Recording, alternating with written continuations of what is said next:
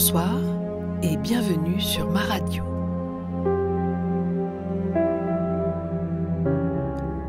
Il faut autant que possible dépenser ses peines au jour le jour et économiser ses joies pour le lendemain. La peine que l'on dépense ne revient plus, la joie que l'on économise dure toujours. Alfred Auguste Pilavoine. Décider de parler des émotions, c'est inévitablement parler de sentiments, de famille de sentiments ou d'émotions. D'aucuns en définissent 7 émotions, d'autres 6, d'autres encore, des scientifiques 4. Mais quelle importance, puisqu'aujourd'hui, nous nous plongeons dans la joie, et à coup sûr, la joie est une émotion, une des plus belles. La joie, émotion vive, agréable, limitée dans le temps, sentiment de plénitude qui affecte l'être entier au moment où ses aspirations, ses ambitions, ses désirs ou ses rêves viennent à être satisfaits d'une manière effective ou imaginaire. Le sentiment de joie est d'ordre affectif, moral, intellectuel ou psychique. On note dans cette définition du dictionnaire la force de la joie, mais également sa brièveté. Un proverbe dit « La vie est faite de 2 jours, un pour toi, un contre toi.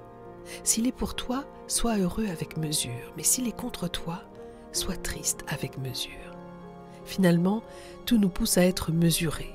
Et pour autant, nous ne devons pas bouder notre joie quand une occasion de l'exprimer se présente, lorsqu'il y a une joie à partager. Ce soir, la question de Stéphanie. Pourquoi s'interroge-t-on moins sur nos émotions joyeuses que sur celles qui ne le sont pas ?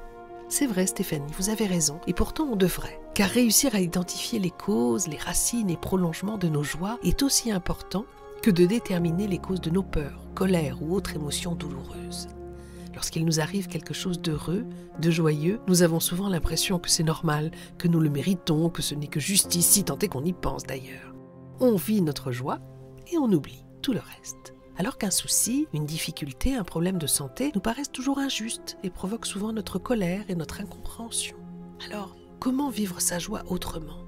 Eh bien, déjà en comprenant que la joie peut se chercher, se rechercher et se trouver ou se retrouver.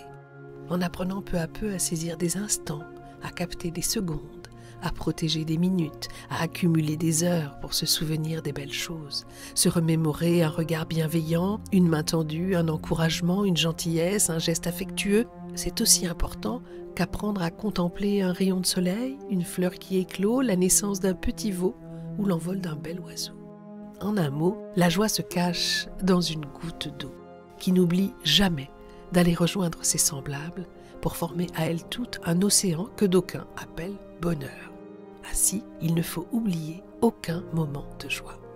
Et en ce moment, je ne sais pas si vous l'avez remarqué, Stéphanie, mais la joie est partout, parce que le monde a mal.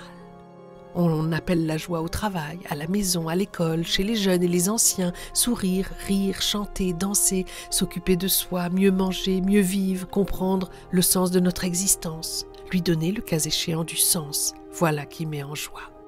Fleurissent également ici et là des magazines comme Flo, Happiness, Positif, Zen et autres titres accrocheurs, parce que c'est le moment de se réinterroger sur sa vie, de s'interroger pour savoir si la vie que l'on mène est celle qu'il nous faut, celle qui nous rend heureux, celle qui nous permet de nous épanouir.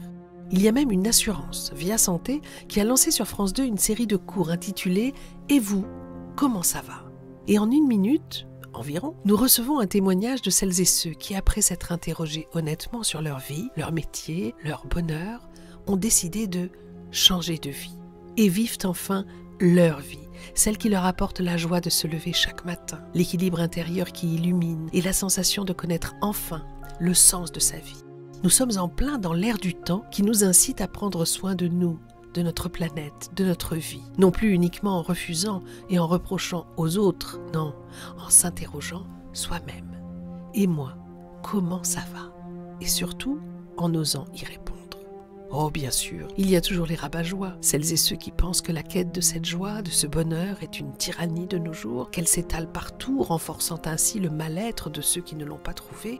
Je lis ici et là des choses comme « c'est insupportable, cette dictature du bonheur à tout prix, on n'est pas obligé d'être heureux » et autres cris d'alarme qui disent le malaise du monde. Mais c'est une fois encore mal regarder les choses. Il suffirait de voir cette joie et d'en être heureux pour l'autre, car car la joie chez l'autre nous indique qu'elle existe et que notre tour viendra de la rencontrer.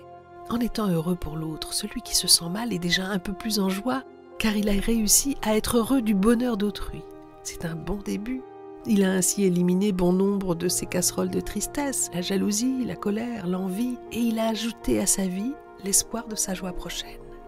Chaque soir, avant de s'endormir, se rappeler une joie vécue le jour passé, et en faire le tour, inscrire chaque détail dans sa mémoire afin de pouvoir y faire appel le cas échéant. Et si dans cette journée, aucune joie ne s'est présentée, se promettre d'en chercher une le lendemain, d'en poser une sur notre vie. Se dire chaque matin au réveil simplement « Quelle joie! Un nouveau jour s'annonce et je suis en vie pour en profiter. » Bonne nuit Stéphanie, à demain.